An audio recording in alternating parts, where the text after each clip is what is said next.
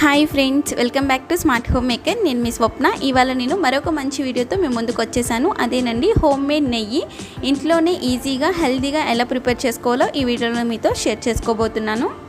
మనం ఇంట్లో పాలు మరగబెట్టుకునేటప్పుడు లేదా పెరుగు అనేది తోడు పెట్టుకునేటప్పుడు దాని మీద నుండి వచ్చే మీగన్ని కలెక్ట్ చేసుకొని ఈజీగా నెయ్యిని ప్రిపేర్ చేసుకోవడమే ఈ వీడియోలో నేను మీతో షేర్ చేసుకోబోతున్నాను.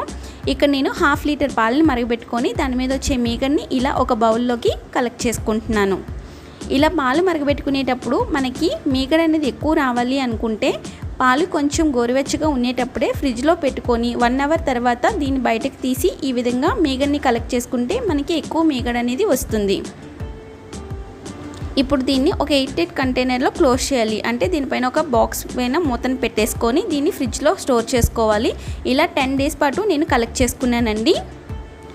పాలు మీద మీగడ కంటే పెరుగు మీద మీగడ తీసుకొని కలెక్ట్ చేసుకుంటే మనకి ఎక్కువ రోజులు స్టోర్ అనేది ఉంటుంది.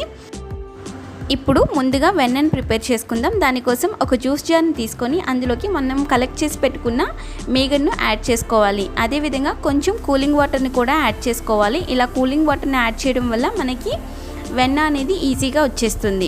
సో ఇప్పుడు దీనిపైన మూతను పెట్టుకొని దీన్ని 5 నిమిషాల పాటు హై స్పీడ్లో పెట్టుకొని మిక్సీ చేసుకోవాలి. ఇలా 5 నిమిషాల పాటు మిక్సీ పట్టించుకున్న తర్వాత మనకి వెన్న అనేది చూసారా ఏ విధంగా తేలిపోయిందో. ఇప్పుడు దీన్ని ఒక బౌల్లోకి వాటర్ తీసుకొని అందులోకి కలెక్ట్ చేసుకోవాలి.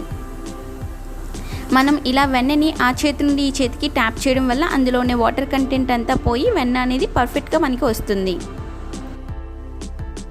సో ఇలా మొత్తం మనం వెన్నని మొత్తం కూడా ఒక బౌల్లోకి కలెక్ట్ చేసుకోవాలి. ఇలా మనం వెన్నని మొత్తం ఒక బౌల్లోకి కలెక్ట్ చేసుకున్న తర్వాత దీన్ని ఇప్పుడు బాగా వాష్ చేసుకోవాలి. ఇలా వాష్ చేసుకొని మరొక బౌల్లోకి వాటర్ని తీసుకొని అందులోకి వెన్నని యాడ్ చేసుకొని మరొకసారి వాష్ చేసుకోవాలి. ఇలా ఇక్కడ నేను 3 టైమ్స్ వాష్ చేసుకున్నాను. ఇక్కడ మనం తీసుకున్న వాటర్ అనేది ప్యూర్గా వైట్గా వచ్చేంత వరకు కూడా మనం వెన్నని వాష్ చేసుకుంటే మనకి వెన్న అనేది ఎక్కువ రోజులు స్టోర్ ఉంటుంది. సో వెన్న అనేది ఈ విధంగా మన చేతికి అంటుకుంటుంది. దాన్ని ఈ విధంగా గిన్నెకి అనుకొని దాన్ని కూడా కలెక్ట్ చేసుకోవాలి.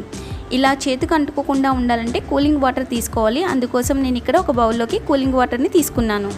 ఇప్పుడు మరొకసారి ఈ వెన్నని మొత్తం కూడా బాగా వాష్ చేసుకోవాలి. ఇలా వాష్ చేసుకుంటేనే మనకి వెన్న అనేది ఎక్కువ రోజులు స్టోర్ ఉంటుందండి.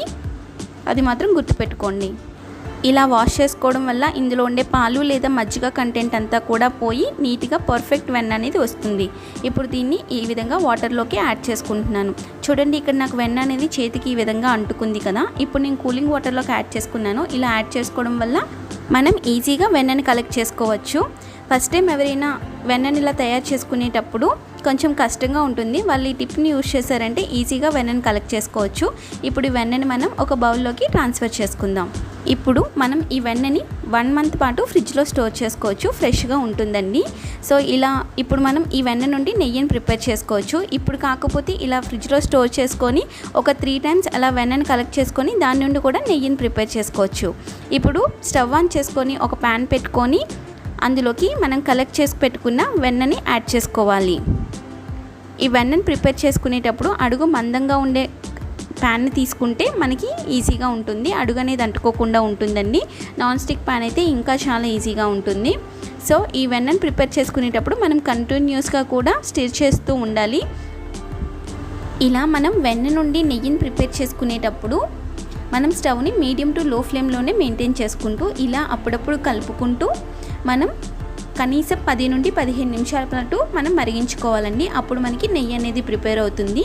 నెయ్యి అనేది ఫామ్ అయిన తర్వాత మనం స్టవ్ ఆఫ్ చేసేసుకోవాలి. నెయ్యి పర్ఫెక్ట్గా వచ్చిందని మనకి ఎలా తెలుస్తుందంటే అడుగున పార్టికల్స్ అన్నీ బ్రౌన్గా అయిపోయి పైన ఇలా క్లియర్గా లిక్విడ్ ఫామ్లో ఉంటుంది. ఇలాంటి టైంలో స్టవ్ని ఆఫ్ చేసేసుకొని దీన్ని కనీసం ఒక 20 నిమిషాల పాటు పక్కన పెట్టుకోవాలి. ఇలా కొంచెం చల్లారిన తర్వాత దీన్ని ఫిల్టర్ చేసుకోవాలి. వేడిగా ఉన్నప్పుడు మనం ఫిల్టర్ చేసుకుంటే మనకి ఈ జాలి అనేది కాలిపోతుందండి. సో అందుకని కొంచెం చల్లారిన తర్వాత ఫిల్టర్ చేసుకోవాలి.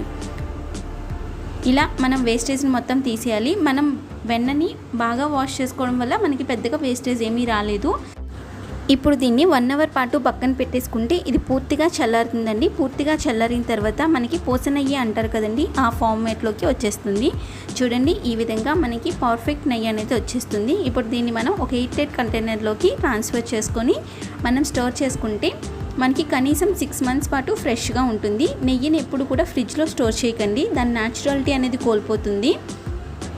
ఓకే ఫ్రెండ్స్, మీకు కానీ ఈ వీడియో నచ్చినట్టయితే లైక్ చేసి కామెంట్ చేయండి. అదేవిధంగా మీలో ఎవరైనా ఫస్ట్ టైం మన ఛానల్ని చూస్తున్నట్లయితే తప్పకుండా సబ్స్క్రైబ్ చేసుకొని పక్కనే ఉన్న బెల్ ఐకాన్ని క్లిక్ చేయండి. నేను కొత్తగా పెట్టే వీడియోస్ మిస్ అవ్వకుండా మీకు నోటిఫికేషన్ రూపంలో వచ్చేస్తాయి. Thank you for watching. Bye.